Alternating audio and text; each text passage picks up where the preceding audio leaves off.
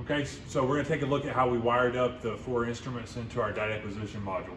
So we're using a NI9219, which is a universal module, and as you can see on the pinout of the module, there are a lot of different features that you can use this for. Anything from measuring voltage to current to bridge completion for something like a strain gauge to resistance, and then temperature with an RTD. So our first 2 channels are going to be associated with our thermocouples.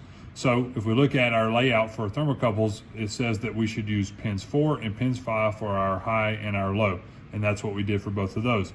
Channel 2 is going to be for our RTD. For our thermistor. Our thermistor, because this module doesn't have the ability to actually take that thermistor measurement and convert it into a temperature measurement, we're going to have to purely measure that as a resistance.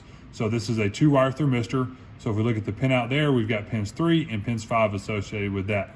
Finally, channel 3 is our RTD measurement. We're using a 3-wire measurement. So again, pin layout, we've got pins 3, pins 5, and pin 6.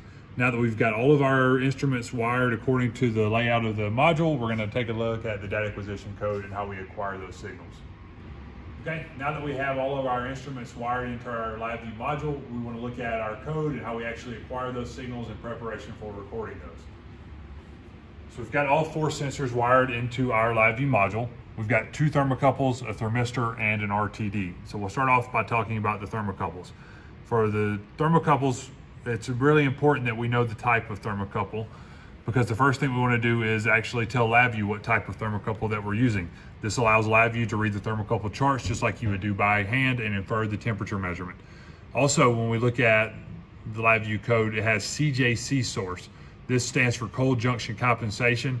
This is the same thing that you did in the first part of lab where we looked at using the ice bath as our reference. So in this case, since we're directly wiring a thermocouple to the module itself, the reference condition becomes the connection point on the module. So in that case, we're telling that a constant value of room temperature. We achieved this value of room temperature from looking at our thermometer.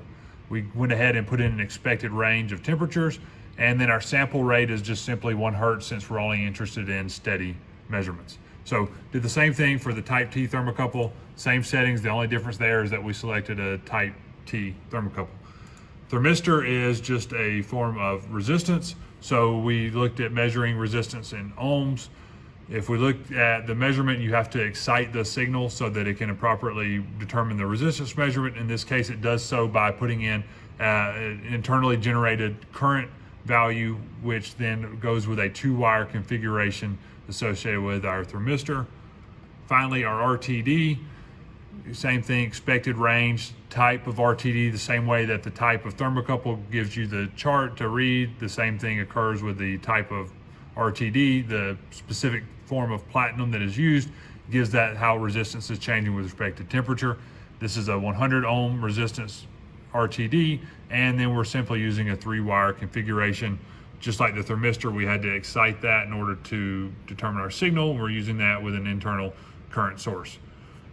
We also can look up top and we can look at this output table. This can be used to sanity check before we start our measurements, just to make sure that the values we're getting make sense with the values that we're expecting.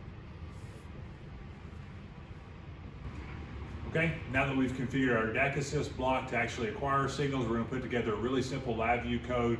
We've already sanity checked our numbers using DAQ assist. All we're really interested in doing is inputting the measured temperature with a thermometer and then recording the output of the 4 sensors. So if we look at our block diagram, that's exactly what we have. We have our DAQ assist block. We have all 4 of our output signals from each sensor combined in this one common line. We have an input here from our thermometer. That's going to be our known temperature that we're going to input as reference for each of the conditions.